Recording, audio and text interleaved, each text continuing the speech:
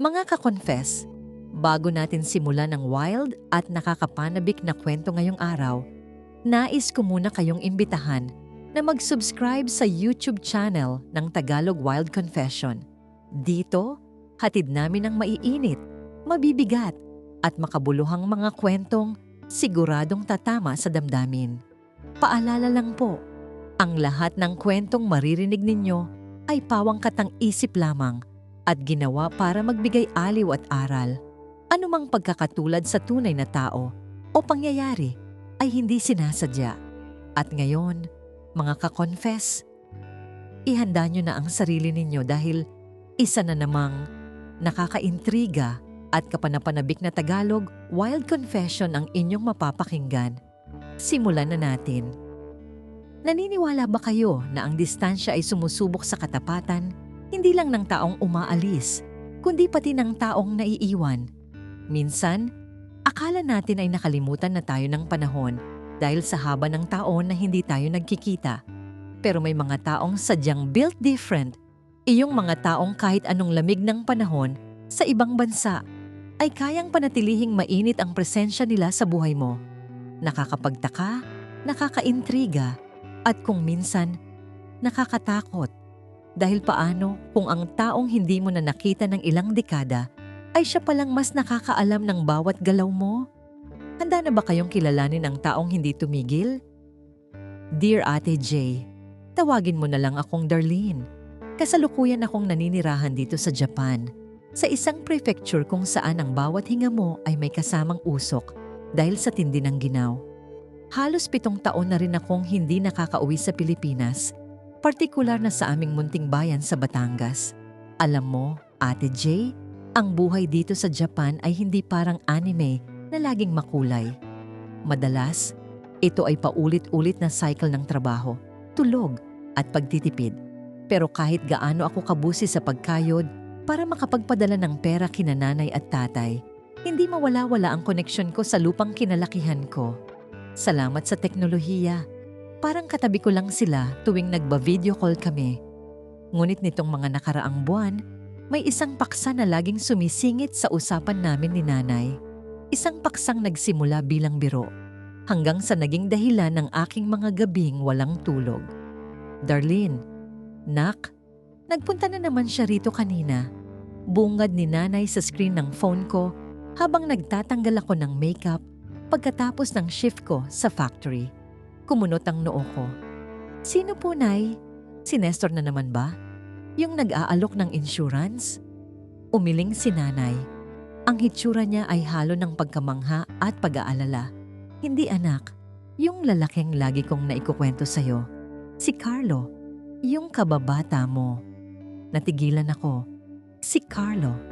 Ang huling pagkakataon na nakita ko si Carlo ay noong bago pa ako lumipad patungong Osaka. Noong panahong iyon, parang wala lang kaming dalawa. Isang simpleng ingat ka doon, Darlene. At isang tipid na ngiti lang ang iniwan niya sa akin. Hindi kami magkasintahan. Hindi rin kami naging it's complicated. Isa lang siyang anino sa background ng kabataan ko sa Batangas. Ano na naman ang ginawa, Nay? Nagdala na naman ng kape? Tanong ko. Pilit na pinatitibay ang boses ko. Higit pa sa kape, Darlene. Tinulungan ng tatay mo na ayusin ang bakod na nasira ng bagyo noong 1 linggo. Buong maghapon siyang nagpako, naglagari. Tapos nung inaalok ko ng merienda, ang lagi lang niyang sinasabi, ayos lang po tita, para po kay Darlene.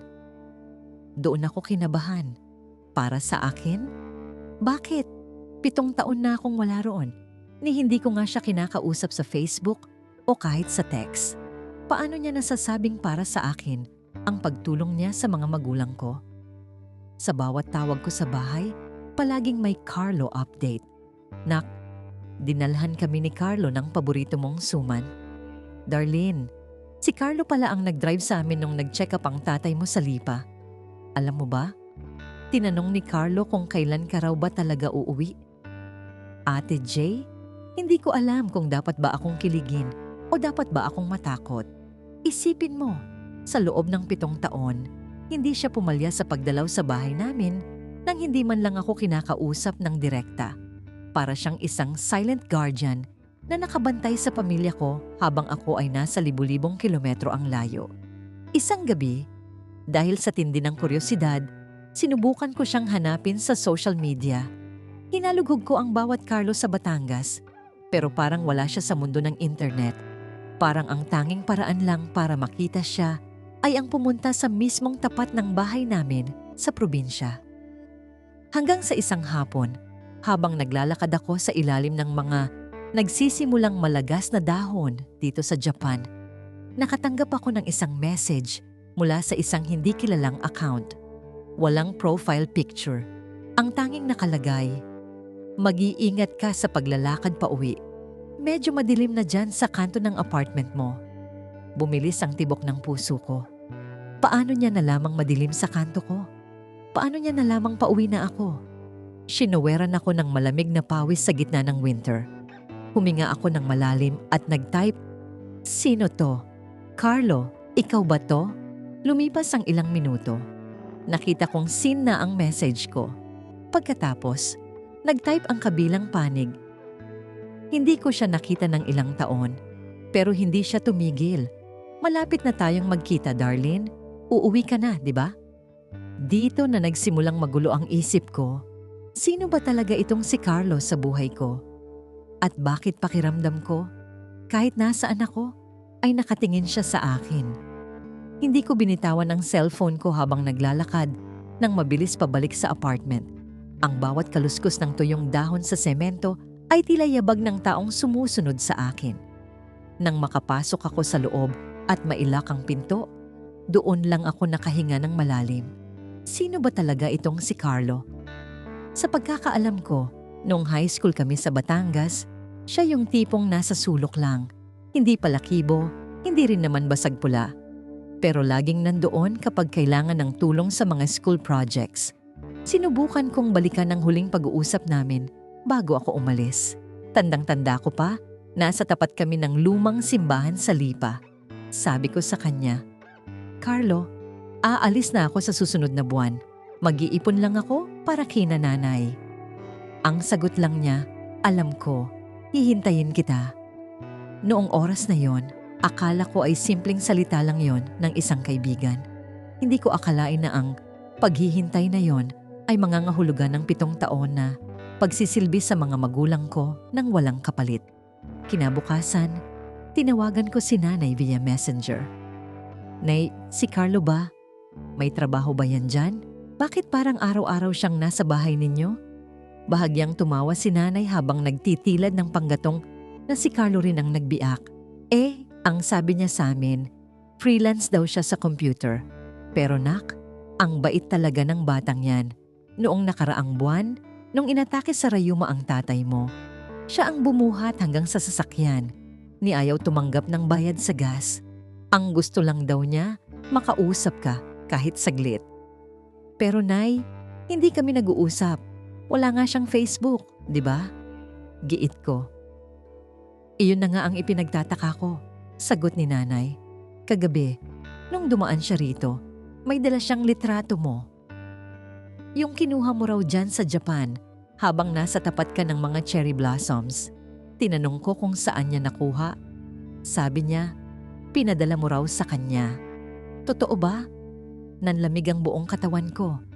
Ate Jay, hinding-hindi ko pinadala ang litratong yon kahit kanino maliban sa my story ko sa Facebook at naka-private yon sa friends only. At ang mas nakakapangilabot, hindi kami friends ni Carlo sa Facebook dahil wala nga siyang account na mahanap ko. Nay, hindi ko pinadala sa kanya yun. Sabi ko nang may panginginig sa boses. Ha? Baka naman sa ibang kaibigan mo nakuha. Anyway, nak, may sinabi rin siya sa akin. Sabi niya, Tita, sabihin niyo kay Darlene, wag na siyang lalabas ng gabi dyan sa Japan. Malamig at baka mapahamak siya. Paano niya nalaman na lumalabas ka pa sa gabi? Hindi na ako nakasagot kay nanay. Nagdahilan na lang ako na kailangan ko nang pumasok sa trabaho, pero ang totoo, gusto ko nang maglupasay sa takot.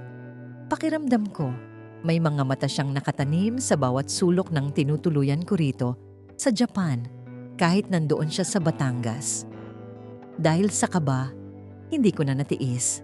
Nireplyan ko ang misteryosong account na nag-message sa akin kagabi. Ano bang kailangan mo, Carlo? Bakit mo ginagawa to sa pamilya ko? At paano mo nakuha ang pictures ko? Ilang oras ang lumipas. Habang nasa break time ako sa factory, biglang nag-vibrate ang phone ko. Isang picture ang pinadala niya. Halos mabitawan ko ang hawak kong kape. Ang litrato ay kuha sa loob mismo ng kwarto ko sa Batangas. Nakuhanan ng study table ko kung saan nandoon pa rin ang mga luma kong notebook at isang picture frame namin ni nanay. Pero sa tabi ng frame, may isang bagong bagay. Isang sariwang pulang rosas at isang maliit na piraso ng papel na may sulat. Malapit na, darling. Bilangin mo ang mga araw. Paano siya nakakapasok sa kwarto ko? Sabi ni nanay, sa sala lang daw sila tumatambay. Ibig sabihin, may mga oras na nakakapasok siya sa loob ng bahay namin nang hindi nalalaman ng mga magulang ko. O baka naman, masyado na silang nakuha ni Carlos sa bait, kaya hinahayaan na nila itong maglakbay sa loob ng bahay namin. Lalong lumalim ang misteryo ng isang gabi. Tumawag sa akin ang pinsan kong si Hazel, na kapitbahay lang namin sa Batangas. Darlene, may itatanong lang ako, pabulong na sabi ni Hazel. Napapansin ko kasi itong si Carlo. Gabi-gabi yan kung tumambay sa tapat ng bahay niyo. Kahit madaling araw na, nandoon lang siya sa loob ng lumang jeep niya, nakatingin sa bintana ng kwarto mo. Minsan nakikita ko siyang may kausap sa cellphone, tapos parang itinuturo ang direksyon ng langit. Akala ko ba mag-on kayo? Hindi kami mag-on, Hazel. Hindi ko nga siya nakikita ng 7 taon. Sigaw ko sa phone. Ha? Eh bakit ang sabi niya rito sa amin, linggo-linggo raw kayong nag-uusap sa video call? Sabi pa nga niya, pinadalhan mo raw siya ng pera para pampaayos ng bahay niyo para pag-uwi mo, ready na ang lahat. Napaupo ako sa kama. May kung anong malaking kasinungalingan ang binuo ni Carlo sa bayan namin. Pinagmumukha niyang may relasyon kami. Pinagmumukha niyang kontrolado niya ang buhay ko. Pero ang mas nakakatakot, bakit parang alam niya ang bawat galaw ko rito sa Japan? Noong gabing yon, nakatanggap ulit ako ng message, isang audio file. Pinindot ko ang play. Ang narinig ko ay hindi boses ni Carlo. Narinig ko ang sarili kong boses. Nay, miss na miss ko na kayo. Uuwi na ako sa susunod na buwan. Huwag niyo munang sabihin kahit kanino, ha? Surprise ito. Iyon ang recording ng tawag namin ni nanay noong 1 linggo. Noong sinabi ko sa kanya ang plano kong pag-uwi bilang surprise. Paano niya na-record ang private na usapan namin? May nakatanim bang wiretap sa bahay namin? O baka naman pati ang cellphone ko ay nahack na niya? Nanginig ang mga daliri ko habang nagtatype. Sino ka ba talaga? Bakit mo to ginagawa? Sumagot siya agad. Darlene, hindi mo ba naaalala? Nung high school, nung hinaras ka ng mga tambay sa kanto, sino ang nagligtas sa'yo? Sino ang tumapos sa kanila para hindi ka na nila muling gambalain? Ako, Darlene. Ako lang ang laging nandoon. At ngayong uuwi ka na, sisiguraduhin ko na wala ng ibang makakalapit sa'yo. Tayong dalawa lang, gaya ng ipinangako ko. Hihintayin kita. Doon ko naalala ang insidenteng yon. 3 lalaki ang nawala na lang bigla sa aming bayan matapos akong bastusin sa kanto noong ika-4 na year high school kami. Sabi ng mga pulis, baka raw lumuwas ng Maynila. Pero ang bulong-bulungan noon, may isang taong nagligpit sa kanila.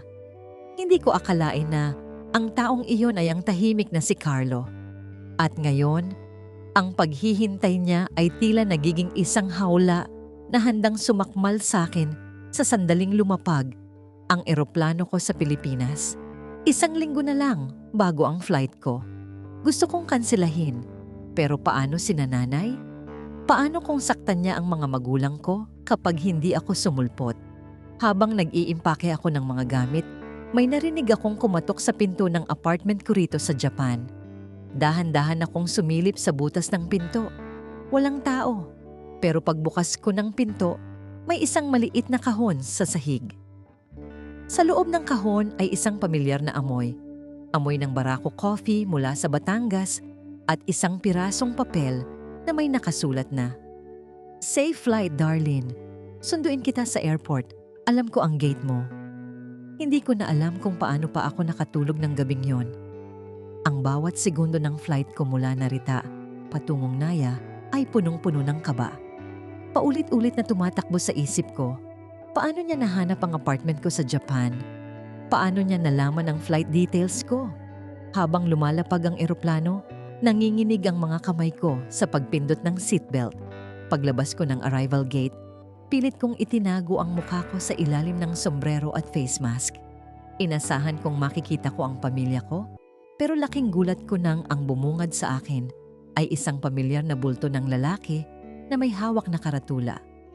"Darlene, welcome home my love." Si Carlo. Mas matangkad siya ngayon, mas malapad ang mga balikat at ang kanyang mga mata ay may kakaibang kinang na hindi ko maipaliwanag. Parang saya na may halong pag-aari. "Darlene," tawag niya sa boses na malalim at kalmado. "Sabi ko sa'yo, susunduin kita." Lumingalinga ako. "Nasaan si nanay? Bakit ikaw ang nandito?" Ngumiti siya ng tipid, isang ngiting hindi umabot sa kanyang mga mata. Pinagpahinga ko na sila sa bahay. Masyado raw silang mapapagod sa biyahe. "Don't worry, safe sila. Ako na ang maghahatid sa'yo." Wala akong nagawa kundi sumama sa kanya dahil hawak na niya ang mga maleta ko. Habang nasa biyahe kami patungong Batangas, tahimik lang siya. Pero pansin ko ang mga sulyap niya sa rearview mirror, hindi sa kalsada, kundi sa akin. Maya-maya, inabot niya ang isang maliit na box. "Para sa'yo. Pinag-ipunan ko yan sa loob ng 7 taon, sabi niya. Nang buksan ko, bumulaga sa akin ang isang singsing. Isang engagement ring na may pulang bato. "Carlo, anong ibig sabihin nito?" "Hindi tayo, Carlo. Hindi tayo nag-usap ng 7 taon. Doon siya huminto sa gilid ng madilim na bahagi ng SLEX. Tumingin siya sa akin ng diretsyo. "Darlene, 7 taon kitang binantayan. Alam ko kung kailan ka umiiyak sa Japan dahil sa pagod. Alam ko kung kailan ka masaya. Alam ko ang bawat sahod mo dahil ako ang nag-aayos ng remittance record nyo sa system ng kakilala ko. 7 taon akong nagsilbi sa mga magulang mo para pag-uwi mo, wala ka nang hahanapin pa. Akin ka na, Darlene, noon pa." Nagtangkang tumakbo ang isip ko kung paano tatakas, pero napansin ko sa cellphone niya na naka-open ang isang app, isang live feed ng CCTV sa loob ng kwarto ni nanay at tatay sa Batangas. Doon ko na-realize ang tindi ng ginawa niya. Hindi lang siya nagbabantay. Hawak niya ang buhay ng pamilya ko. Pagdating namin sa bahay, sinalubong kami ni nanay ng may tuwa. Walang kaalam-alam sa takot na nararamdaman ko. Kinagabihan, habang nag-aayos ako ng gamit, pumasok si Carlo sa kwarto ko. Ang kwartong sinasabi ni Hazel na lagi niyang tinititigan. "Magpahinga ka na," bulong niya habang hinahaplos ang buhok ko. "Hinding-hindi ka na aalis. Dito ka na lang sa tabi ko habang buhay." Ate Jay, hanggang ngayon ay nandito pa rin ako sa Batangas. Hindi na ako nakabalik ng Japan dahil nawala ang passport ko. Pero alam kong siya ang kumuha. Araw-araw siyang nandoon, laging nakabantay, laging nakangiti. Ang akala ng mga kapitbahay namin ay kami na ang pinaka-perfect na couple dahil sa tindi ng pag-aalaga niya sa akin at sa mga magulang ko. Pero ang totoo, bawat gabi ay natutulog akong may takot dahil ang taong hindi tumigil sa paghihintay ay siya ring taong hinding-hindi ako hahayaang maging malaya. At yan ang kwento ni Darlene. Mga ka-confess, at dyan na nagtatapos ang ating kwento para sa araw na ito. Isang kwento na nagpapatunay na ang sobrang pagmamahal ay minsan nagiging obsesyon na nakakasakal.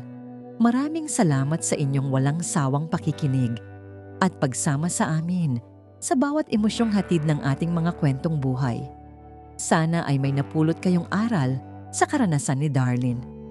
Huwag nating kalimutan na maging mapagmatyag sa mga taong nasa paligid natin dahil hindi lahat ng tulong ay walang kapalit. Bago tayo tuluyang magpaalam, muli kaming nagpapasalamat sa inyong suporta. Kung nagustuhan ninyo ang kwentong ito, Huwag kalimutang mag-subscribe dito sa ating YouTube channel na Tagalog Wild Confession. I-click ang notification bell para lagi kayong updated sa ating mga bagong upload. I-follow at i-like din ang aming Facebook page na Tagalog Wild Confession para sa mas marami pang nakakaintriga at nakaka-touch na mga confession. Hanggang sa susunod nating kwentong Tagalog Wild Confession, ingat kayong lahat, mga ka-confess!